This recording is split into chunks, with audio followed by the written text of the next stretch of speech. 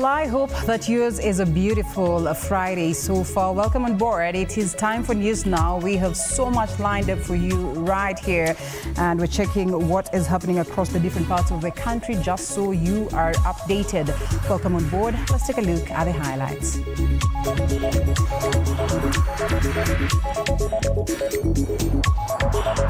Top on News Now. Agriculture Ministry warns of harsh weather conditions from next month, with depressed rainfall set to hit farmers hard. As the country continues or rather to face and prepares for the forecast La Nina, we now need to engage with. And Moi University lecturers march in the streets of Eldoret protesting the implementation of the new SHIF. Nataka SHIF kwanza istopishwe hapo na hapo, isimamishwe, kwa maana SHIF ni ya kukandamiza mfanyikazi wa kawaida. Petition filed at the Nyahururu High Court seeking orders stopping Parliament from introducing or debating the impeachment motion against Deputy President Rigathi Gachagua. Impeaching a Deputy President in Kenya now weakens the executive, and we will not allow the executive to be weakened. All right, Linda Alela is my name. The hashtag is News Now, and get straight to it, where the country has been warned to brace for harsh weather conditions between October and December, with livestock farmers set to be the biggest losers. And according to the Ministry of Agriculture, the weather conditions popularly referred to as La Nina will adversely affect livestock production due to reduced rainfall levels and pastures. This came as the ministry formed the Kenya National Feed and Fodder Emergency Team to come up with mitigation measures and reduce the numbers of livestock mortalities.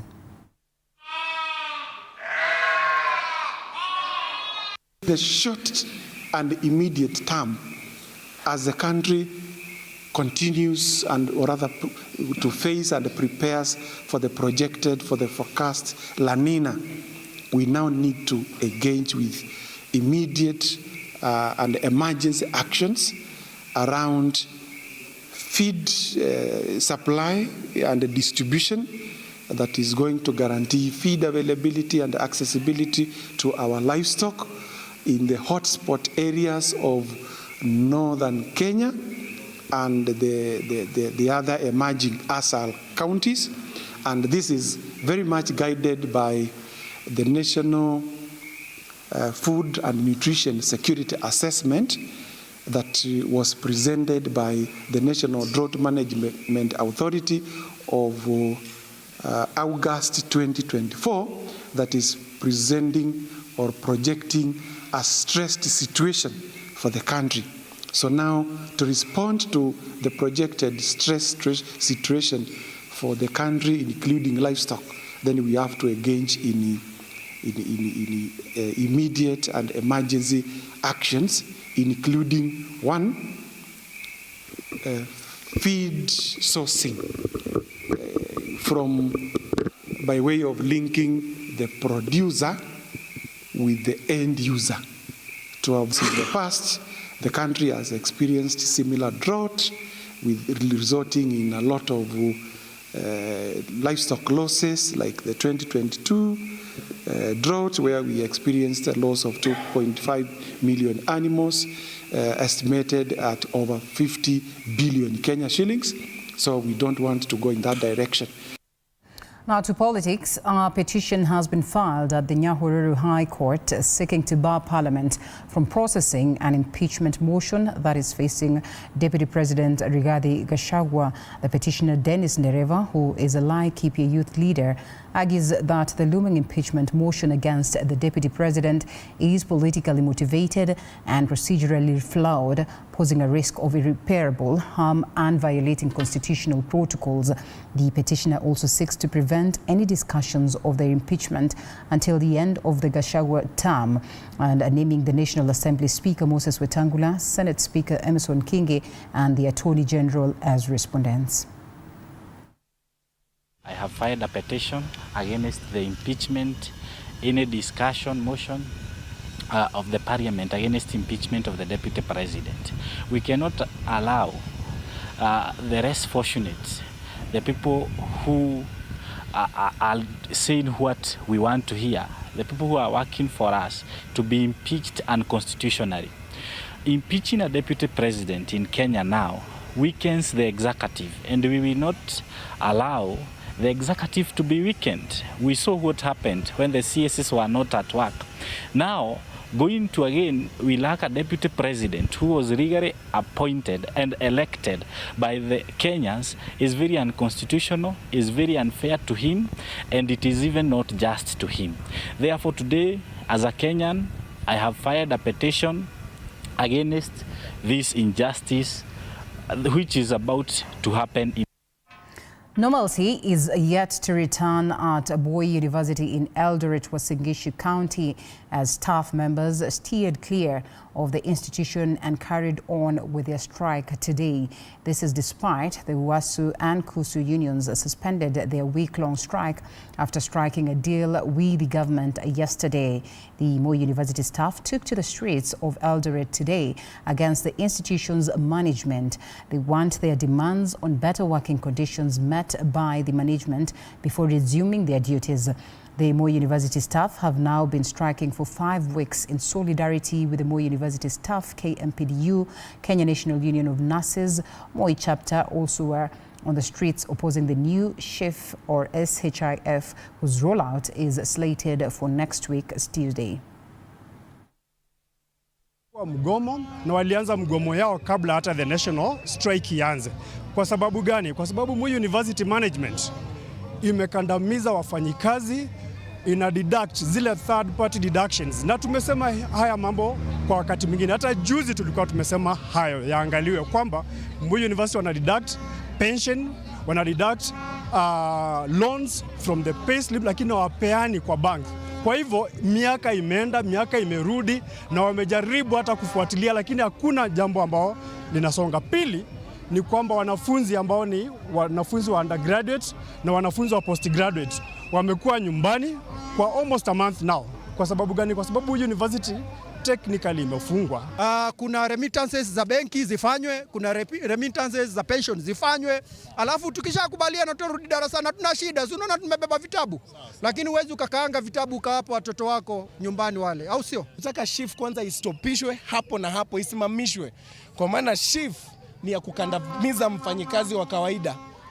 Kila mtu zaidi ya 50% ya mwana Kenya anatumia miwani. Shift inasema kuvaa miwani ni 935 shillings. Kila mtu hii Kenya anapata matatizo ya meno. Shift inasema kwa mwaka mzima unalipa shilingi 2,000 kushughulikiwa meno. Shift inasema ukiwa na diabetes kupima HbA1c ambao ni vipimo tunafanya kila miezi 3 ifanywe mara moja tu. Kwa hivyo serikali inajua SHIF is a technical term. The Nubian community in the country has commended the government for its effort in recognizing the community, which has been living in fear of being unrecognized by former administrations in the country. And speaking during a seminar organized by the Nubian Justice Forum, that is at Sakina Mosque in Kibra, the stakeholders have commended the current regime for recognizing them as part of the communities living in the country, which enables them to enjoy their rights freely as enshrined in the Constitution. I would like also to take this opportunity to thank the Kenya government for addressing the concerns of the minority and marginalized communities. This is a milestone in that now, as minority and marginalized communities, we have an office where we can direct our issues. The court ruled that Kibra Nubian land belongs to the Nubian community and that the government should give them land tenure rights. Nimejifunza mengi, kujua tofauti ya perpetual land trust na community land. Ningeomba wakazi wa Kibra wakipata mwaliko wajitokeze kwa wingi. Congratulations to them. Now, for the longest time, the small and medium enterprise stakeholders have been facing challenges on how to get financial help due to lack of guarantors or even securities that will enable them get loans to boost their businesses. Financial institutions like Absa Bank has now come up with solutions on just how to seal the gap by providing knowledge and relevant networks, that is to enable them boost their businesses. Speaking during the forum that is in Mombasa, Absa Bank Kenya Chief Finance Officer Yusuf Omari highlighted the bank's efforts in working with the SMEs to ensure they scale up their businesses. The forum provides SMEs, this is complicated, SMEs, yes, with an opportunity to learn about financial solutions and networking opportunities in order to encourage long-term business growth. This is a group years back which had been neglected by many banks. And you know, the major banks, and you know what happened when that gap was created. Because once you go there, they ask for your financial statement, and the SMEs did not have that. They did not have guarantors. They did not have people in their networks who would help them. But I'm glad that the banks saw the gap and they are back. Because in that small moment, I know they lost a lot to the emerging trends which came in. What has the government done, or what are we doing to support these small businesses? You cannot receive any support from the government if you are not registered. And not only from the government, even from the banks. Because you come to me and tell me, I have an idea, I have a business, and I ask you, is it registered? You say no. For me, that is still an idea. So you have to put it in paper. And that is where the government comes in. Together with the anchor clients that we have, the corporate clients that we have, and some of them are ably represented in the room today, we are then saying, can we jointly figure out how we support the SMEs? And our challenge as a bank, our commitment as a bank, is to ensure that we can constantly educate, constantly edify, constantly support with our proposition around financial and non-financial issues to ensure that you can face those anchor clients in a more proactive manner, in a more knowledgeable manner, in a more consistent manner, consistently being able to provide whatever it is you've committed to. Now to this unfortunate story, the body of a 58-year-old man who had been stripped was discovered earlier today behind a resident's house in Isongo village, that is Kakamega County, with cut marks. A machete alleged to have been used in the murder was also discovered next to the body. And speaking at the scene of crime, the area assistant chief, Kennedy Opanda, has stated that the main suspect of the murder was arrested and is being held by police officers for their further investigations. Ambayo kwa sasa hivi ako katika police station hapo Isongo, na investigation inaendelea kuhusiana na jambo hili ambalo limeweza kutokea. Ningependa kukashifu jambo hili kwa ukubwa sana, kwa sababu wananchi hawafai kuchukulia sheria mkononi. Nimepata kama orata ashaua Mulunga, na hii ni maneno ambao huwa sisi kama serikali ama vile shelter huwa tuna Reno bwana nani? Paul. Soma.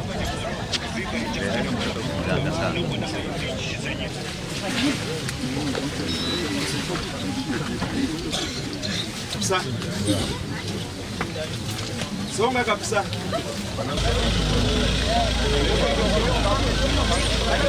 Shumuli uzumbiri hinga kule.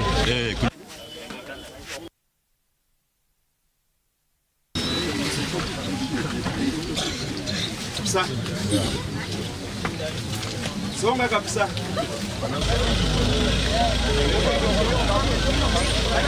Shumuli uzumbiri hinga kule. Kabisa. Songa kabisa.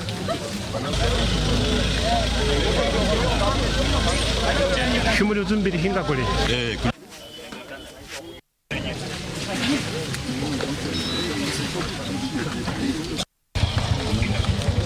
Reno Reno bwana nani? Paul. Paul. Soma.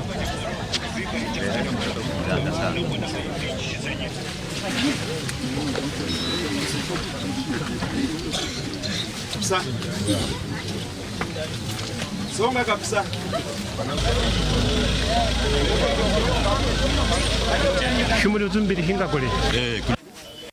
In an effort to improve the leather industry in the country, Nairobi County Government, in partnership with Rednam's Leather Company and the national government, held an awards ceremony at the African Holy Ghost Church in Nairobi.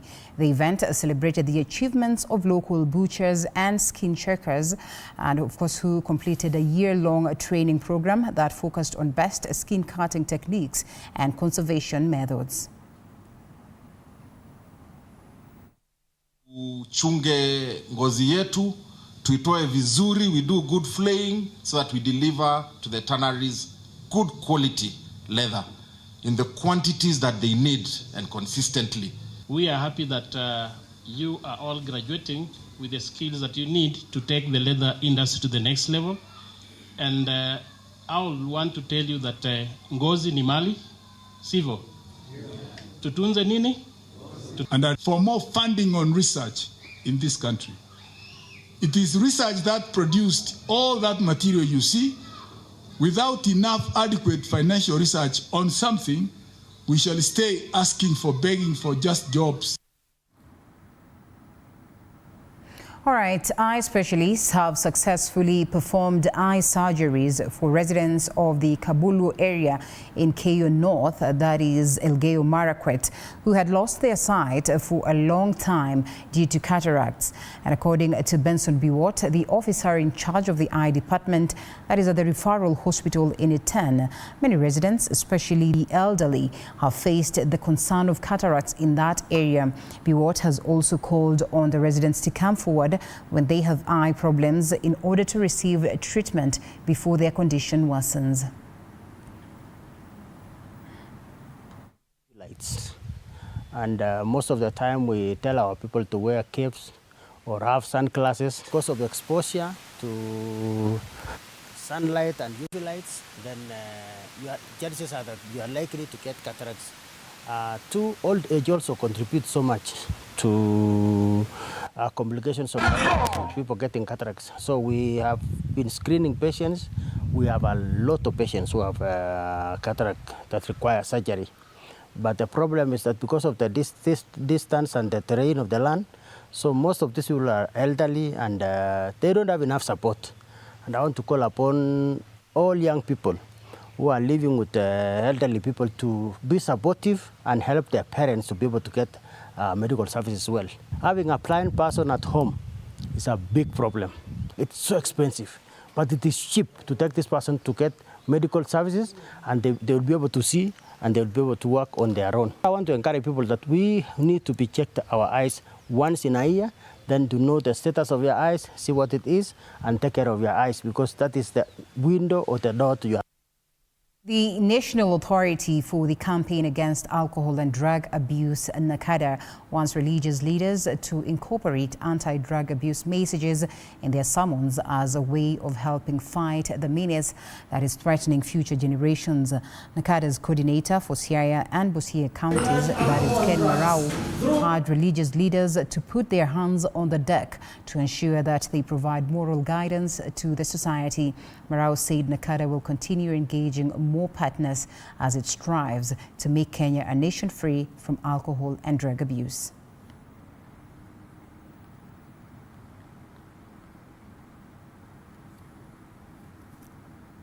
We have come to a meeting together with all the religious leaders in Siaya, that is Christians and Muslims included, a meeting that has been organized by NACADA, the wing of Siaya and Busia, and our brothers who have come to give us ways and means of fighting the illicit drugs and even alcoholism. We want to appreciate, because today we have agreed to come together as the body of religious organizations so that we may go forward and help our children some of whom are being really destroyed by drugs. It was my real joy to partner with NACADA through the coordinator of Busia and Siaya County. We have had a very beautiful time with our religious leaders, the Muslims, and also the Christians, pastors and bishops. And this has been a very, very effective forum looking at how do we deal with the issue of drug abuse. Media, in collaboration with Cooperative University and the Year Up, stormed at Kisii National Polytechnic in Kisii County for a campus wave initiative like no other. Of course, the campus wave then aims to ensure that there's that grand information and literacy push of skills so that we are all